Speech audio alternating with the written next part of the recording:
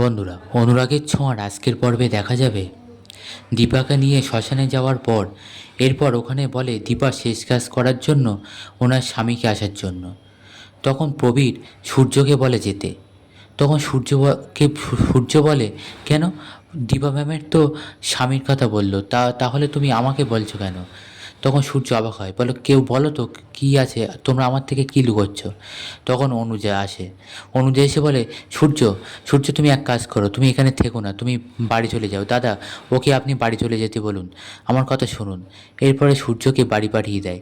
এদিকে দেখা যায় তখন বলে যে ওনার কে আছে? তখন সোনা রূপা বলে, আমরা আছি, মেয়েরা কাজ করবে।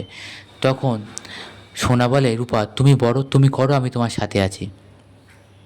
এদিকে দেখা যায় হসপিটালে, যেখানে সিরিঞ্জের রিপোর্টটা ল্যাবে পাঠানো হয়েছিল, তো সেখান থেকে ডাক্তার বলে যে রিপোর্ট রেডি হয়ে গেছে। এরপরে অবিনাশ সেখানে থাকে, আর অবিনাশকে এসে রিপোর্টটা দেয়। তখন বলে যে দীপা এখনও বেঁচে আছে, উনি প্যারালাইজড হয়ে গেছেন।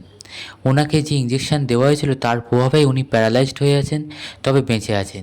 যেটা শুনে অবিনাশ তো পুরো অবাক হয়ে যায়। তখন অবিনাশ তড়িঘড়ি করে ফোন বার করে প্রথমে রূপাকে ফোন করে। রূপা ফোন রিসিভ করে না।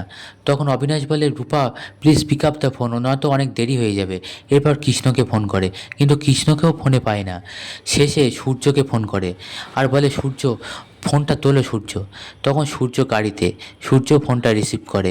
ফোনটা রিসিভ করতেই অবিনাশ বলে, সূর্য দীপা বেঁচে আছে, সূর্য দীপা প্যারালাইজড হয়ে আছে, ওকে যে ইঞ্জেকশনটা দেওয়া হয়েছিল না, তোমাকে তো বলেছিলাম যে সিরিঞ্জটা ল্যাবে পাঠানো হয়েছে, ওর রিপোর্ট এসে গেছে, দীপা জাস্ট প্যারালাইজড হয়ে আছে, ও বেঁচে আছে। যেটা শুনে সূর্য ফোনটা সঙ্গে সঙ্গে কেটে দেয় আর বলে, গাড়িটা ইউটার্ন করো, এক্ষুনি শ্মশানের দিকে গাড়িটা ঘোরাও।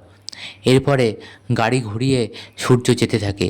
যেতে যেতে রাস্তার মাঝখানেই থাকে জ্যাম, কোনো মতেই গাড়ি সরছে না। এরপরে সূর্য নিচে নামে, দেখে পুলিশও থাকে, ঝামেলা বেঁধেছে। তখন সূর্য অনেক রকমভাবে গাড়ি সরানোর চেষ্টা করে, ওদেরকেও বলে, কিন্তু কোনোভাবে জ্যাম ছাড়ায় না। এরপরে সূর্য ওখান থেকে পার হয়ে দৌড়াতে থাকে শ্মশানের দিকে। এদিকে দেখা যায় দীপাকে চিতায় তুলে দেয়।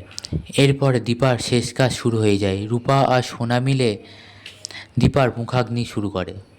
এদিকে সূর্য দৌড়তে থাকে রাস্তায়, আর দৌড়তে দৌড়তে শ্মশানে পৌঁছে যায়।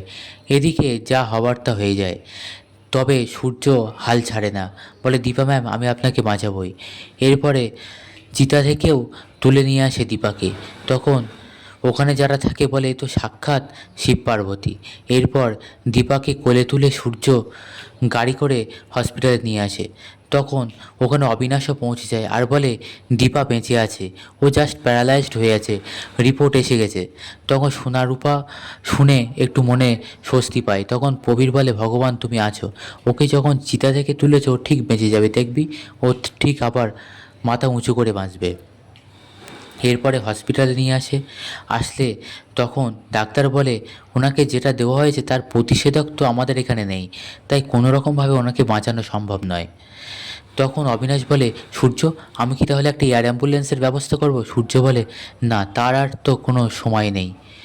তখন দেখা যায় সূর্য নিজে বুদ্ধি খাটিয়ে একটা ইঞ্জেকশন দেয়, কিন্তু নার্স বলে, স্যার, মিস্টার সেনগুপ্ত, উনি তো পেশেন্ট তো কোনো রিয়্যাক্ট করছে না, আর বডি রিজেক্ট করেছে ওই ইঞ্জেকশান। তখন সূর্য কী করবে আর ভেবে পায় না। ভিতরে থাকে জয়, দীপ, কৃষ্ণ, সবাই থাকে, তবে উর্মি বাইরে থাকে। ওদিকে দেখা যায় শ্মশানে উপস্থিত হয়েছিল কুন্তলা, আর পিছনে নামের দলের মধ্যে ছিল রুডি। তবে দীপাকে যখন চিতায় তুলছিল, রুডি খুবই নাচ গান করে আনন্দ করছিল যে দীপা এবার মরবে আর দীপার ছাই মেখে আমি আরও নাচবো বলছিল। কিন্তু দীপাকে যখন চিতা থেকে তুলে আবার হসপিটালে নিয়ে যায়, তখন রুডি স্বপ্নভঙ্গ হয়ে যায়। এদিকে দেখা যায় সূর্য কি করবে এবার ভেবে পায় না, কারণ ইঞ্জেকশনের প্রভাবেও দীপা কোনোভাবে রিয়্যাক্ট করছে না, বডি রিজেক্ট করছে। তখন সূর্য দীপার হার্টে চাপ দিতে থাকে আর বলতে থাকে, দীপা ফাইট, বেঁচে উঠতেই হবে। হার্টে চাপ দিতে থাকে, কিন্তু তারপরেও দেখা যায় যে কিছুটা বাড়তে থাকে, পালস রেট বাড়তে থাকে। তখন নার্স বলে, স্যার পেশেন্ট কিন্তু বেঁচে আছে, কিন্তু তারপরে আস্তে আস্তে আবার লো হয়ে যায়। তখন সূর্য বলে, না এভাবে হবে না, সিপিআরের ব্যবস্থা করতে হবে। কিন্তু কেউ করে না। তখন সোনা বলে, বাবা এখানে তুমিই আছো, তোমার পেশেন্টকে তোমাকেই বাঁচাতে হবে।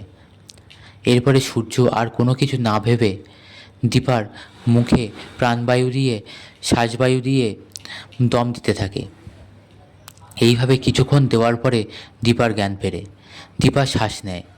তখন যেটা দেখে সূর্য হাসে, আর সূর্য নিজেও হাঁফ ছেড়ে বাঁচে। তখন দীপা বলে, আমি জানতাম ডাক্তারবাবু, আপনি আমার জীবনে রাজকুমার হয়ে আসবেন আর আমার ঘুম থেকে আমাকে জাগাবেন, আমি আবার বেঁচে উঠব।